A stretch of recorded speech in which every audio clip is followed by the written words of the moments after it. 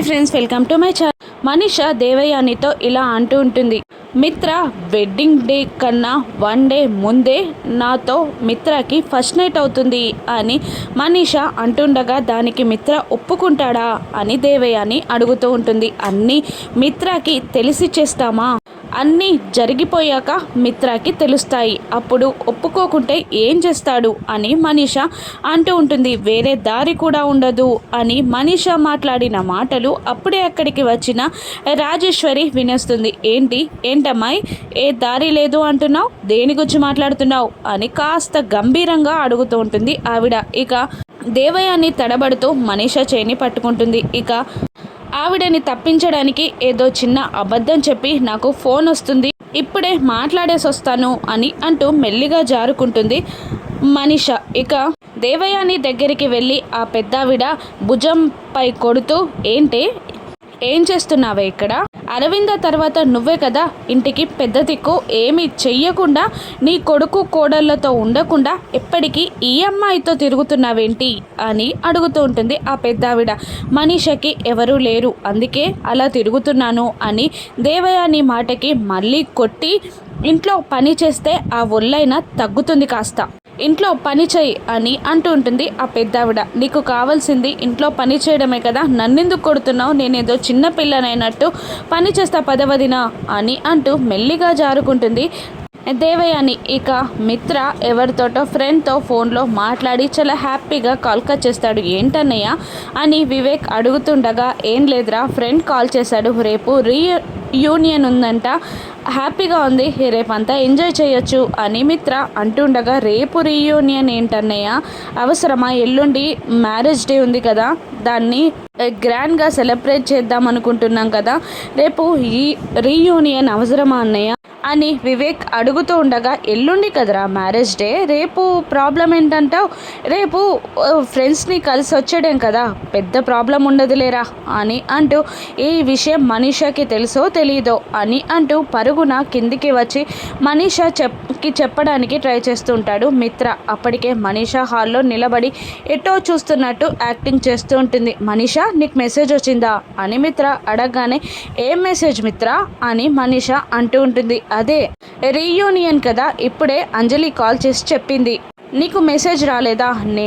నిన్ను ఇప్పుడే గ్రూప్లో కలుపుతాను అని అంటూ ఉంటాడు మిత్ర. అవసరం లేదు మిత్ర, నువ్వు చెప్పావు కదా, సరే ఓకే, అది రేపు పార్టీలాగా కాదు, నాకు సెండ్ ఆఫ్ పార్టీ అన్నమాట అని అనగానే మిత్ర షాక్ అవుతాడు. ఏంటి సెండ్ ఆఫ్ పార్టీ ఏంటి మనీషా అని మిత్ర అడుగుతుండగా, అదే రేపు నీకు చెప్పడం మర్చిపోయాను కదా, మా అమెరికాలో ఉన్న అంకుల్ నాకు కాల్ చేశారు, రమ్మంటున్నారు, ఇక నేను అక్కడే ఉండబోతున్నాను ఇకపై, అందుకే రేపు సెండ్ ఆఫ్ పార్టీ లాగా నాకు భలే సెండ్ ఆఫ్ ఇవ్వచ్చు మిత్ర అని మనీషా అంటూ ఉంటుంది. అమెరికా అనగానే అందరూ షాక్ అవుతారు. ఏంటి ఉన్నట్టుండి అమెరికా ఏంటి మనీషా అని మిత్ర అడుగుతుండగా, అదే మా అంకుల్ రమ్మంటున్నారు, ఇకపై నేను అక్కడే ఉంటాను, నీకు తెలుసు కదా మిత్ర అని అంటూ ఉంటుంది మనీషా.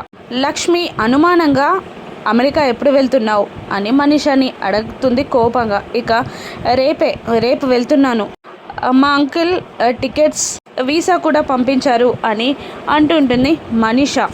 రేపు ఇంటికి వస్తావా, అటునుంచి అటే వెళ్ళిపోతావా? ఎల్లుండి వీళ్ళ మ్యారేజ్ డే ఫంక్షన్కి ఉండవన్నమాట అని వెటకారంగా అంటుంటుంది రాజేశ్వరి. ఉండను, రేపు నైటే ఫ్లైట్, అటునుంచి అటే వెళ్ళిపోతాను అని అంటూ ఉంటుంది మనీషా. ఇక పర్లేదులే, అయినా నువ్వు మిత్రాన్ని ప్రేమించిన అమ్మాయివి కదా, అలా మ్యారేజ్ డే ఫంక్షన్ జరుగుతుంటే నీకు బాధగానే ఉంటుంది, వెళ్ళు అని అంటుంటుంది రాజేశ్వరి. ఇక మనీషా మాత్రం కన్నింగా లక్ష్మిని చూస్తూ నవ్వుకుంటూ వెళ్ళిపోతుంది. దాంతో లక్ష్మిలో అనుమానం మొదలవుతుంది. మిత్ర కూడా అక్కడి నుండి ఫ్రెండ్తో మాట్లాడుతూ వెళ్ళిపోతాడు.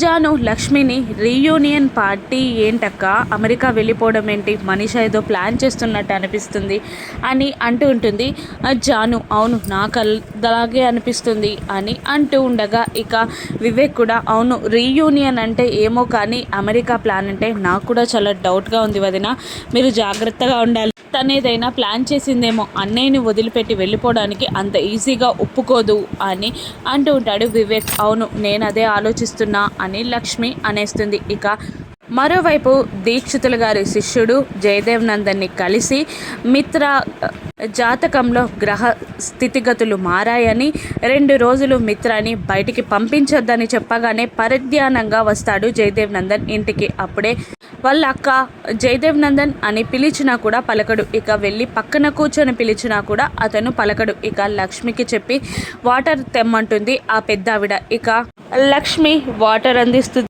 లక్ష్మి జయదేవ్ నందన్ పరధ్యానంగా ఉండడం కూడా గమనిస్తుంది.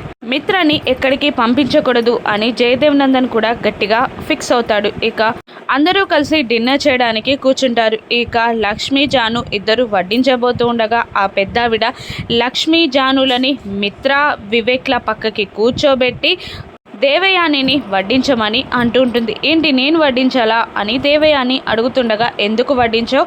ఇంటి పనులు వంట పనులు వాళ్ళే చేశారు కాబట్టి నువ్వు వడ్డించి తీరాల్సిందే అని అనగానే, అలాగే వదినా అని అంటూ వడ్డిస్తూ ఉంటుంది దేవయాని. ఇక నువ్వు రేపు వెళ్ళిపోతున్నావు కదా, ఈరోజు మాతో కలిసి ఆఖరిగా భోజనం చేయి అని అంటూ మనీషాని కూడా ఎగతాళి చేస్తూ కూర్చోమంటుంది ఆ పెద్దావిడ. ఇక మనీషా కూడా కూర్చుంటుంది. అందరికీ వడ్డిస్తూ ఉంటుంది దేవయాని. జయదేవ్ నందన్ మాత్రం తినకుండా ప్లేట్లో స్పూన్ కదుపుతూ ఉండగా, ఏంట్రా తినకుండా ముగ్గులు వేస్తున్నావు అని అనగానే, ఏం లేదక్క అని అనేస్తాడు జయదేవ్ నందన్. ఇక అప్పటికే రీయూనియన్ పార్టీ గురించి తెలుసుకున్న జయదేవ్ నందన్ కంగారుగా మిత్రతో, రేపు నువ్వు పార్టీకి వెళ్ళడం అవసరమా అని అనేస్తాడు. లక్ష్మి కూడా పరధ్యానంగా ఉన్న జయదేవ్ నందన్ని చూసి, దీక్షితులు గారు ఏమైనా చెప్పారా, కనుక్కోవాలి అనుకుంటే టైం రావట్లేదు అని అనుకుంటూ ఉంటుంది లక్ష్మి. ఏంటి డాడ్, ఏదైనా ప్రాబ్లమా? వద్దంటే చెప్పండి, ఏదైనా పని ఉంటే చెప్పండి, ఊరుకుంటాను అని మిత్ర అంటుంటాడు. ఇక నాది సెండ్ ఆఫ్ పార్టీ కదా మిత్ర, ఎలా ఊరుకుంటావు అని అడుగుతూ ఉంటుంది మనీష. ఇక దేవయాని కూడా ఇలా అంటూ ఉంటుంది, వెళ్ళకపోతే ప్రాబ్లం అవుతుంది కదా, ఫ్రెండ్స్తో వెళ్తున్నాడు కదా బావగారు అని సపోర్ట్ చేస్తారు. ఇక అది కాదురా, నువ్వు బయటికి వెళ్ళకూడదు, 2 రోజుల పాటు ఇంట్లోనే ఉండాలి, లక్ష్మి నీ పక్కనే ఉండాలి అని జయదేవ్ నందన్ అనగానే, రేపు పార్టీకి లక్ష్మిని కూడా తీసుకెళ్తున్నాను అని మిత్ర అనగానే మనీషా దేవయానిలు షాక్ అవుతారు. లక్ష్మిని పార్టీకి తీసుకెళ్లడం ఏంటి అని దేవయాని అడుగుతుండగా, రేపు లక్ష్మిని నా భార్యగా ఫ్రెండ్స్ అందరికీ పరిచయం చేయాలనుకుంటున్నాను అని మిత్ర అనేస్తాడు. ఇక అలా ఎందుకు, ఎల్లుండి మ్యారేజ్ డే రోజున అనౌన్స్ చేయొచ్చు కదా అని అనగానే ఆ పెద్దావిడ, ఎప్పుడు అనౌన్స్ చేస్తే నీకేంటే, నీకెందుకు నొప్పి, తన భార్యని తను అనౌన్స్ చేసినప్పుడు నీకేంటే ప్రాబ్లం అని తిడుతూ కొడుతూ ఉంటుంది ఆ పెద్దావిడ దేవయానిని. అది కాదు, ఫ్రెండ్స్తో వెళ్ళినప్పుడు పెళ్ళాం పిల్లలు ఎందుకని అంటున్నా అని అంటుంటుంది దేవయాని. అంతేకాదు, జాను వివేక్లని కూడా తీసుకెళ్ళాలి అనుకుంటున్నాం, మేము 4 వెళ్తాం పార్టీకి అని మిత్ర అనగానే మళ్ళీ మనీషా షాక్ అవుతుంది. ఒక లక్ష్మి వస్తేనే ఇబ్బంది అనుకుంటే, వాళ్ళిద్దరూ కూడా వస్తే ఇంకా నా ప్లానింగ్ సక్సెస్ అవుతుంది అని అనుకుంటూ ఉంటుంది మనీష. ఇక జయదేవ్ నందన్ మిత్రాన్ని, నిజంగా లక్ష్మిని తీసుకెళ్తావా, లక్ష్మి ఈ 2 రోజులు నీ పక్కనే ఉండాలి అని అనగానే, అలాగే డాడీ, ఖచ్చితంగా తీసుకెళ్తాను, రేపు పార్టీ అంతా లక్ష్మి నా పక్కనే ఉంటుంది అని మిత్ర భరోసా ఇస్తాడు. ఇక దాంతో డిన్నర్ పూర్తవుతుంది.